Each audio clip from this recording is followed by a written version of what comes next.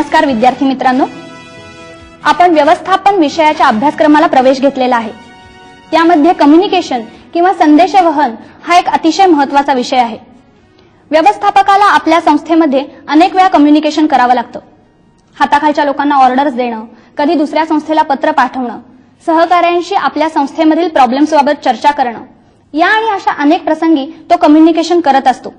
आणि म्हणूनच व्यवस्थापकाच्या दृष्टीने कम्युनिकेशनला अनन्यसाधारण महत्त्व आहे. हे कम्युनिकेशन प्रभावी कसं व्हावं आणि ते रोजच्या जीवनात आपण अंमलात कसं आणावं या विषयावर मार्गदर्शन करण्यासाठी आज आपल्या इथे आलेले आहेत व्यवस्थापन तज्ञ डॉक्टर प्रतिभा जोशी. डॉक्टर प्रतिभा जोशी या पुण्यातील महर्षी कर्वे स्त्री शिक्षण संस्थेच्या हिराबेन नानावटी मॅनेजमेंट इन्स्टिट्यूटच्या संचालिका आहेत. नमस्कार मॅडम. नमस्कार मॅडम, व्यवस्थापनाची अनेक कार्य असतात. त्यापैकी संज्ञापन किंवा संदेशवहन हे एक अतिशय महत्त्वाचं कार्य आहे. मग प्रभावी संदेशवहन किंवा इफेक्टिव्ह कम्युनिकेशन म्हणजे नेमकं काय? व्यवस्थापक संदेशवहन सततच करत असतो आणि त्यामध्ये त्याला मनामध्ये काहीतरी एक निश्चित असा हेतू असतो. हा हेतू प्रत्येक वेळी वेगळा वेगळा असतो. त्याचं जे काम असेल त्याच्याशी निगडीत, तो कुणाशी बोलतोय त्याच्याशी निगडीत असा तो हेतू असतो. आता त्यांनी केलेल्या संदेशवहनामधनं तो हेतू साध्य झाला तर ते संदेशवहन प्रभावी झालं, यशस्वी झालं असं आपल्याला म्हणता येईल. एक उदाहरण घ्यायचं झालं तर एखाद्या हाताखालच्या कर्मचाऱ्याला जेव्हा तो विचारतो की तुम्हाला एक 10 मिनिटं काढता येतील, तर त्याला काय उत्तर मिळतं? हाताखालचा जर मनुष्य असेल, त्याचा अनुभव असेल की आपला साहेब 10 मिनिटं म्हणतो पण तासभर खातो, तर तो साहजिकच टाळाटाळ करेल आणि तो म्हणेल नाही हो, आता मला रिटर्न द्यायचे चटकन, मी जरा उद्या करूया का साहेब, आपण नम्रपणे सुचवेल, परंतु टाळेल. याच्या उलट दुसरा एखादा जर असेल तर त्याला असं वाटेल की साहेबांना काहीतरी फार महत्वाचं मला सांगायचंय आणि म्हणून तो म्हणेल आलोच साहेब, 5 मिनिटात येतो आणि चटकन हजर होईल. म्हणजे त्याच्या मनामध्ये जी अपेक्षा होती ती अपेक्षा फक्त 5 मिनिटं वेळ आहे का एवढंच विचारल्यामुळं त्यांनी पोहोचवली नाही संदेश घेणाऱ्यापर्यंत. आणि साहजिकच त्यांनी पाठवलेला संदेश हा प्रभावी होऊ शकला नाही, कारण त्याला अपेक्षित अशी कृती त्या माणसाकडनं झाली नाही. आता आपण जे बोललो त्याचा एखादा प्रसंगच बघूया, म्हणजे हा मुद्दा आणखी स्पष्ट होईल.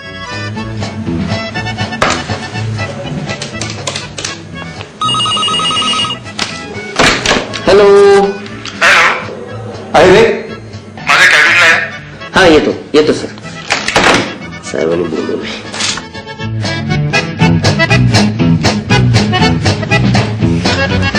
सर मला बोलवलं होतं. हो, माझं थोडं 5 मिनिटाचं काम आहे. 5 मिनिटाचं काम? 5 मिनिटं म्हणतात पण 1 तास कसा खातात कळत नाही. असं करतो, काहीतरी कारण सांगतो आणि टाळतोच. सर, आपण मला काल सेल्स टॅक्सच्या ज्या फिगर दिल्या होत्या त्या व्हेरी करायला सांगितल्या होत्या, त्या मी करतोय. त्याच्यामुळे मला जरा नंतर म्हणजे मी आलो तर चालेल का? ठीक आहे, तुम्ही तुमचं काम करा, मी प्रकाशला फोन करतो.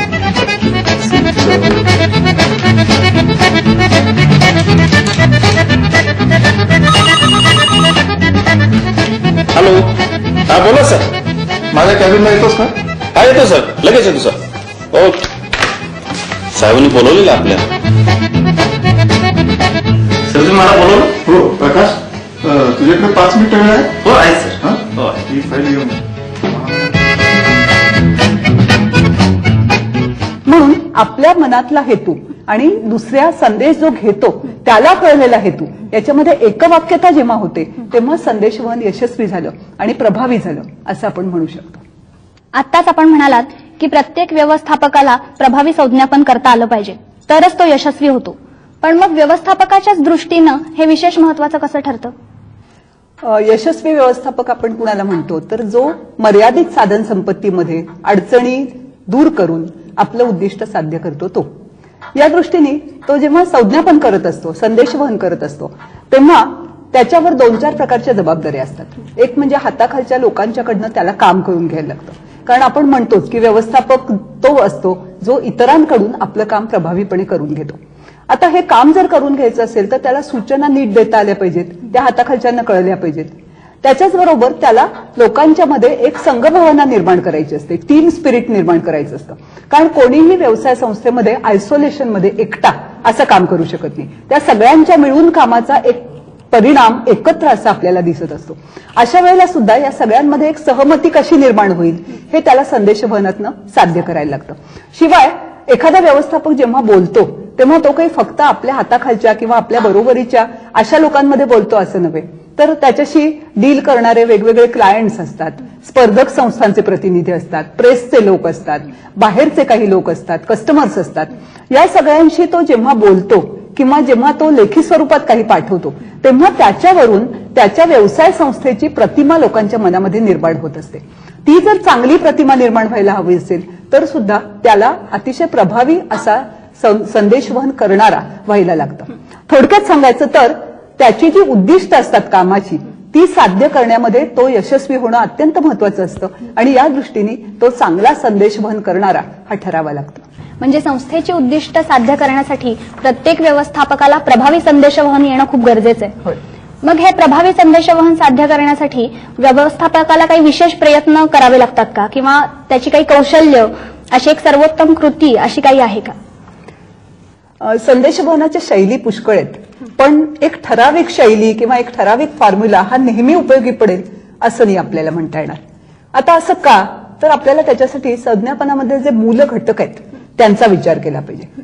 पहिली गोष्ट म्हणजे ज्याला तुम्ही संदेश देता ती व्यक्ती, त्या व्यक्तीची बॅकग्राऊंड काय आहे, तो कशा तऱ्हेने विचार करतो, त्याची संस्थेमधली पोझिशन काय आहे किंवा तो कशा मनस्थितीत आहे हे आपल्याला लक्षात घ्यायला लागतं. दुसरी गोष्ट म्हणजे स्वतः संदेश देणारा, त्याचा त्या व्यक्तीशी संबंध काय आहे, त्याचं स्वतःचं अधिकार पद काय आहे, त्या अधिकार पदामुळे काही लोकांच्या मनामध्ये वेगळे अर्थ निर्माण व्हायची शक्यता आहे का, याच्याबद्दल तो पूर्वी काय बोललाय, या गोष्टी लक्षात घ्यायला लागतात.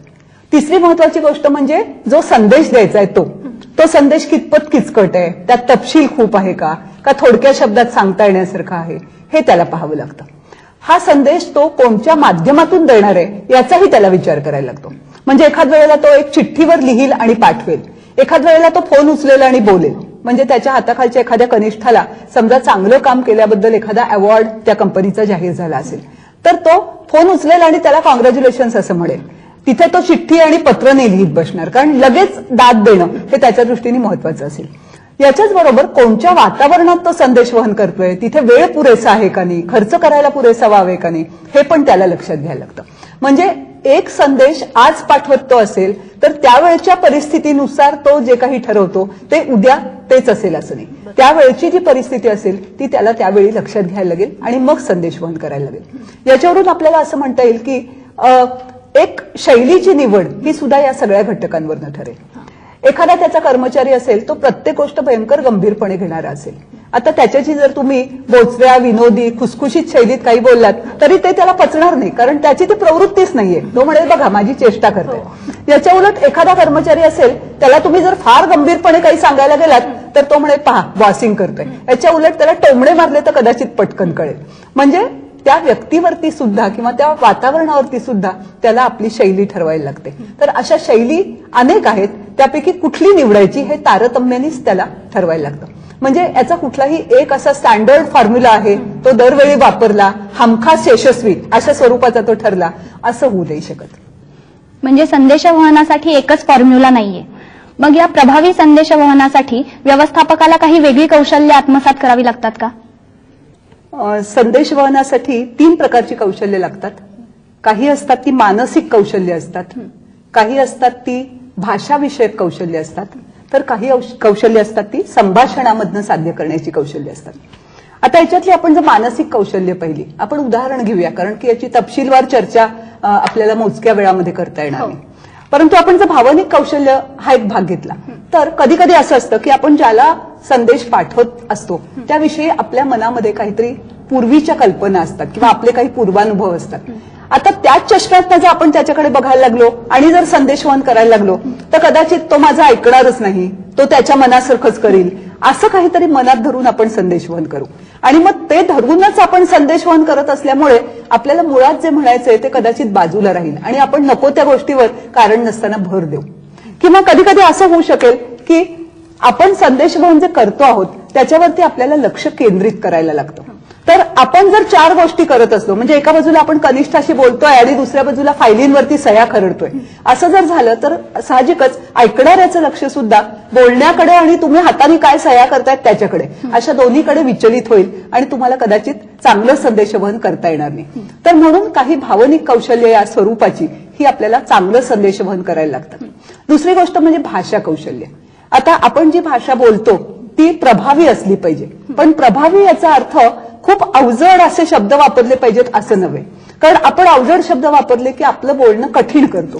म्हणजे एखादं तुम्ही 4 ओळीचं पत्र लिहिलं आणि त्याच्यामध्ये जर 5 वेळा डिक्शनरी बघावी लागली तर तुमचा मूळ जो हेतू आहे की कुठेतरी त्या माणसाच्या मनापर्यंत जाऊन पोहोचणं तो कदाचित साध्य होणार नाही. म्हणून सोपी भाषा असणं, जार्गन ज्याला आपण म्हणतो, अतिशय अवजड असे शब्द न वापरणं, ज्याचे रूढार्थ वेगळे झालेलेच आहेत असे शब्द त्याच अर्थाने वापरणं, वेगळ्या कुठल्या अर्थाने जरी डिक्शनरीत दिला असला तरी न वापरणं, ही भाषा कौशल्य आपल्याला आत्मसात करायला लागतात. त्याच्यासाठी शब्द भांडार वाढवायला लागतं आपल्याला. मोजके 4 शब्द येत असतील तर त्यात सगळा संदेश बसवता येत नाही. त्याच्याच बरोबर आपल्याला काही संभाषण कौशल्य लागतात. आणि संभाषणामध्ये मूळ मुद्दा असा आहे की ते संभाषण आहे, संवाद आहे, म्हणजे तो 2 व्यक्तींमधला आहे. याचा अर्थ मी बोलते आणि तुम्ही ऐका असं नव्हे, तर मी बोलते आहे पण तुम्हालाही बोलायला मुभा आहे, किंवा मी बोलते त्याच्यात तुम्हाला एखादा प्रश्न विचारावासा वाटला, एखादं स्पष्टीकरण घ्यावंसं वाटलं तर ते तुम्हाला घ्यावंसं वाटलं पाहिजे. म्हणजे संभाषणात दुसऱ्या व्यक्तीला सहभागी करून घेणं, त्याच्या पोटात शिरणं, प्रसंगी त्याच्या भावनांना हात घालणं, विशेषतः सेल्स लेटर आपण जेव्हा लिहितो, विक्रीपत्र, त्यावेळेला तर हे फार महत्वाचं असतं. तर या दृष्टीने आपल्याला त्या व्यक्तीशी संवाद साधणारी अशी सुद्धा काही कौशल्य आत्मसात करावी लागतात. ही कौशल्य प्रयत्नपूर्वकच करावी लागतात, पुस्तकात वाचून येत नाहीत. आपल्याला त्याच्यासाठी प्रयोग करून पाहायला लागतो, इतरांचं सूक्ष्म निरीक्षण करायला लागतं आणि त्याच्यातून कोणत्या माणसावरती कोणता उपाय चांगला लागू पडेल, कोणत्या प्रसंगामध्ये कोणत्या प्रकारचं संदेशवहन चांगलं लागू पडेल हे आपल्याला ठरवता येतं. म्हणजे आता तुम्ही सांगितलं त्यावरून एक गोष्ट स्पष्ट होते की संदेशवहन जर घडायचं असेल तर तो संदेश देणारा आणि घेणारा या दोघांवरही ते अवलंबून असतं.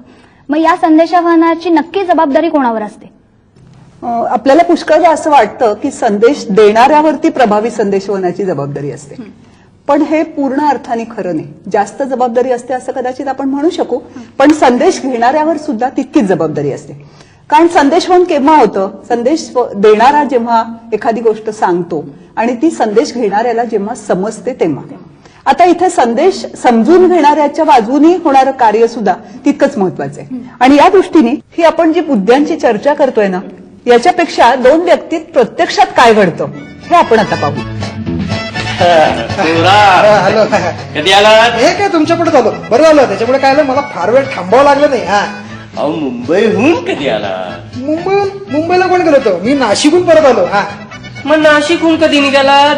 नाशिकहून म्हणजे काम संपल्यानंतर लगेच निघालं. तुम्हाला एक माहितीये की नाही, म्हणजे कसं हल्ली पोटाच्या त्रासामुळे ना मी अजिबात हॉटेलमध्ये खात नाही, काम संपल्यावर लगेच निघालो. हा, अहो इथं पोचलात कधी? पोहोचलात म्हणजे एसटी पोहोचल्यानंतर पोहोचलो. आपण तुम्हाला काय सांगायचंय, काय प्रॉब्लेम झाले, त्या एसटी पुढे डुक्कर आलं, त्याच्यानंतर संगमनेरला पंक्चर आली, इतके प्रॉब्लेम झाले. मी कसा पोहोचलो माझं मला माहिती, काय तुम्हाला सांगायचं. हा, येतो, चला. बघितलं काय माणूस आहे, कधी आला याचा ठाम पत्ता लागू देत नाही. तर संदेश देणाऱ्यांनी तो व्यवस्थितपणे समजेल अशा शब्दात पूर्णपणे दिला पाहिजे. संदेश घेणाऱ्यांनी तो व्यवस्थितपणे ऐकून घेतला पाहिजे, समजावून घेतला पाहिजे, शंका असल्या तर त्या विचारल्या पाहिजेत. आणि संदेश देणाऱ्याकडून ज्या कृतीची अपेक्षा तो करतोय संदेश देणारा, ती कृती त्याच्याकडनं पर्यायाने घडली पाहिजे. म्हणजे एखादं कागदपत्र फाईल करायचं असेल, एखाद्यावरती आकडेवारी मुद्द्यावरची आणून द्यायची असेल तर ती कृती त्याच्यातनं बरोबर जशी अपेक्षित आहे तशा प्रकारची घडली पाहिजे.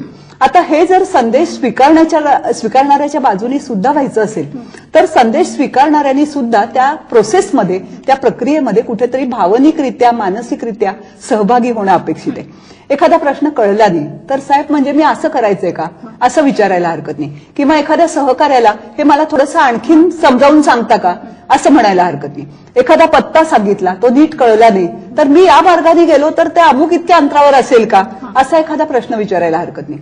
याच्यातून दोघांच्याही बोलण्यामध्ये स्पष्टता अधिक येत जाते आणि संदेशवहन प्रभावी होऊ शकतं. म्हणजे या दोघांवरही पर्यायाने जबाबदारी येतेच असं आपल्याला म्हणायला लागेल. मॅडम, आता जे तुम्ही सांगितलं ते फॉर्मल कम्युनिकेशन बद्दल, मग या फॉर्मल कम्युनिकेशनचा प्रभाव इन्फॉर्मल कम्युनिकेशनमुळे काहीसा कमी होतो का? तू चांगला प्रश्न विचारलास, कारण व्यवस्थापकाला नेहमी या गोष्टीचं भान ठेवायला लागतं की आपण काही सांगत असतो दुसऱ्याला त्यावेळेला अनौपचारिक संज्ञापन सुद्धा त्याच्या परीने चालूच असतं.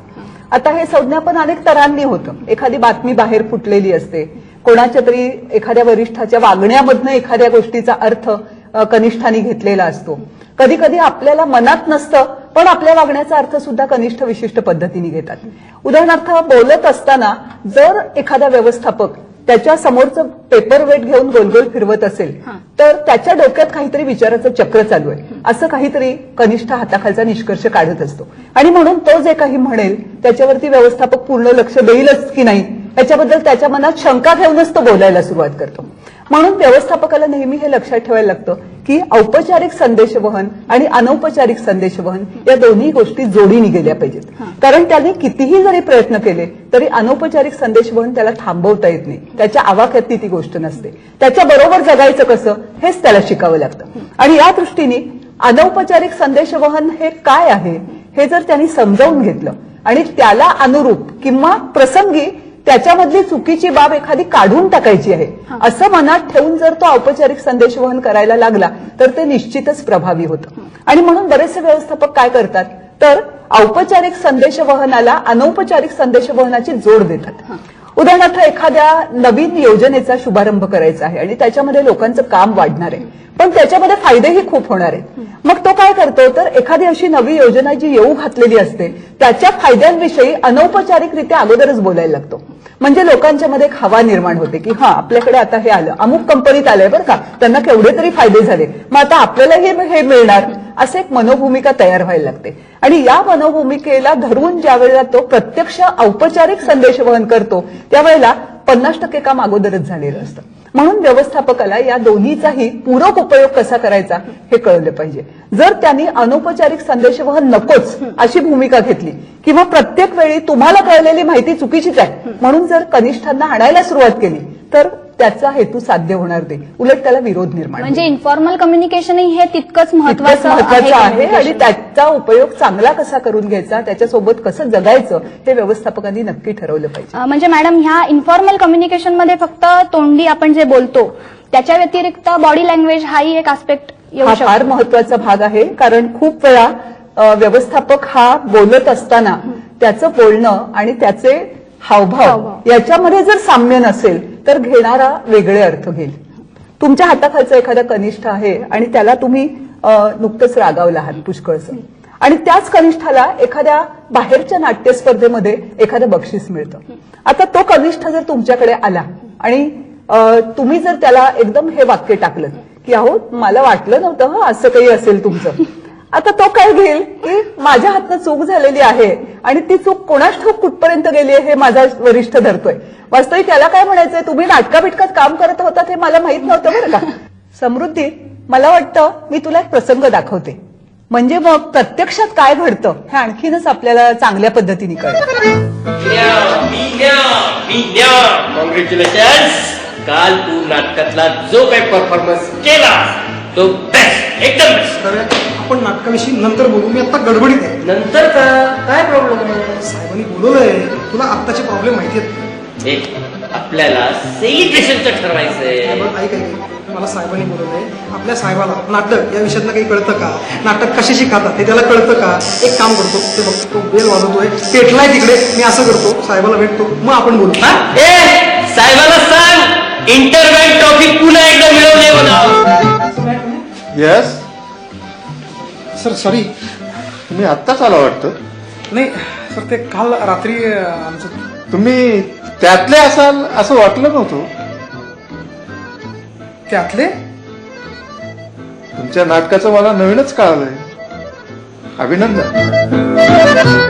तर असे काहीतरी चुकीचे संदेश काही वेळेला जातात आणि म्हणून देहबोलीलाही तिथे तितकंच महत्व आहे. पण याच्याबद्दल आपण थोडंसं विस्ताराने नंतर माहिती घेणार आहोत. म्हणजेच फॉर्मल कम्युनिकेशन बरोबर इन्फॉर्मल कम्युनिकेशनही तितकंच महत्वाचं ठरतं.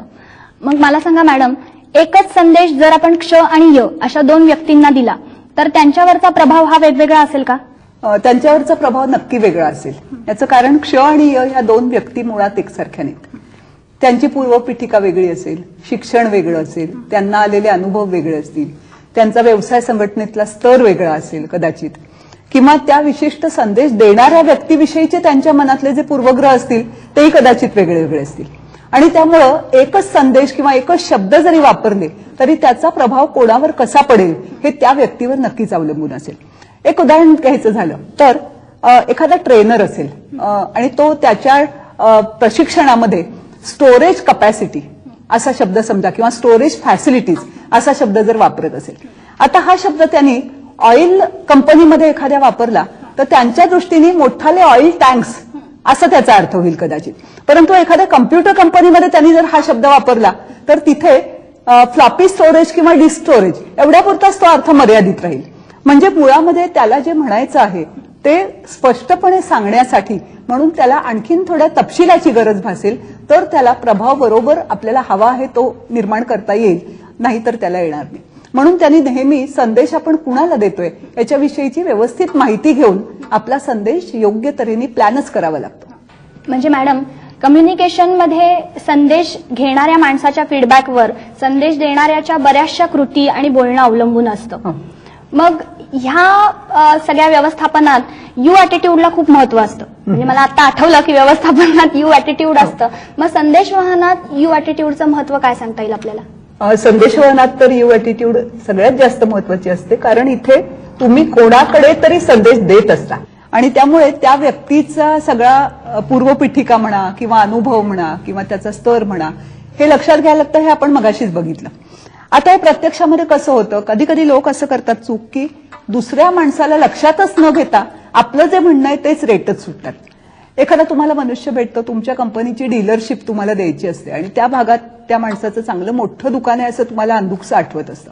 तुम्हाला वाटतं बरा सापडला, आपण याला आता डीलरशिपसाठी गटवूया आणि म्हणून तुम्ही त्याला तुमच्या कंपनीचे सगळे प्लॅन सांगत बसता. तो अरे बाबा थांब, अरे पण असं म्हणायचा प्रयत्न करत असतो, पण तुम्ही कुठे ते लक्षातच घेत नाही. शेवटी तुमचं एकदाचं ते सेल्स स्टॉक संपलं की तो म्हणतो अहो तुम्हाला मी मगापासून सांगतोय मी ते दुकान कधीच विकलंय, आता मी बँकेत लागलोय नोकरीला. म्हणजे एवढं सगळं बोलून केवळ दुसरा माणूस काय म्हणतो आहे इकडे लक्ष न दिल्यामुळे सगळं संज्ञापन वाया गेलं. तर म्हणून यू ॲटिट्यूड ही खूप महत्वाची असते आणि सतत दुसऱ्या माणसाबद्दल विचार हा नेहमी करावाच लागतो. अब्राहम लिंकननी म्हटलं होतं की मी 1/3 वेळ मला काय म्हणायचं याचा विचार करण्यात घालवतो, पण 2/3 वेळ दुसऱ्या माणसाला ह्याच्यावर काय म्हणायचं असू शकेल याच्यावर विचार करण्यात घालवतो. हे त्यातलं महत्व आहे.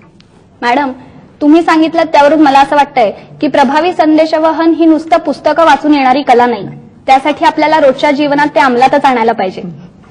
मित्रांनो, आपणही मॅडमनी दिलेल्या माहितीचा उपयोग करून प्रभावी संदेशवहन अंमलात आणूया. मॅडम, आज तुम्ही इथे आलात आणि आम्हाला प्रभावी संदेशवहन म्हणजेच इफेक्टिव्ह कम्युनिकेशन याच्यावर जे बहुमूल्य मार्गदर्शन केलं त्याबद्दल धन्यवाद.